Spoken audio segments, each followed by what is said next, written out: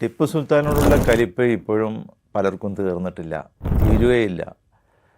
കാരണം ടിപ്പു സുൽത്താനെക്കുറിച്ച് പുസ്തകം എഴുതിയാൽ അത് കുറേ ചിലവാകുമെന്നൊക്കെ പലരും കരുതിയിട്ടുണ്ട്. എന്താണ് ഈ ഒരു കലിപ്പിന് പ്രധാനപ്പെട്ട കാരണം ആദ്യമായിട്ട് ബ്രിട്ടീഷുകാരോട് പടപൊരുതി വീരമൃത്യു വരിച്ച ഏക ഇന്ത്യൻ രാജാവ് ടിപ്പു സുൽത്താനാണ് എന്നുള്ളത് കൊണ്ടാണ്. ടിപ്പു സുൽത്താൻ ബ്രിട്ടീഷുകാർക്ക് പേടി സ്വപ്നമായിരുന്നു. അദ്ദേഹത്തെ തകർക്കാൻ വേണ്ടിയാണ് ബ്രിട്ടീഷുകാർ പലതവണ ശ്രമിച്ചത്. പക്ഷെ പറ്റിയില്ല.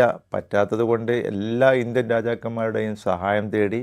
മറാത്തക്കാർ സഹായിച്ചു, ഹൈദരാബാദിലെ നൈസാം സഹായിച്ചു, ആർക്കോട്ടിലെ നവാബ് സഹായിച്ചു, ഇങ്ങ് കേരളത്തിലെ തിരുവിതാംകൂർ മഹാരാജാവ് വരെ സഹായിച്ചത് കൊണ്ടാണ് ബ്രിട്ടീഷുകാർക്ക് അബദ്ധത്തിൽ അല്ലെങ്കിൽ ചതിയിൽ ടിപ്പു സുൽത്താനെ വകവരുത്താൻ കഴിഞ്ഞത്.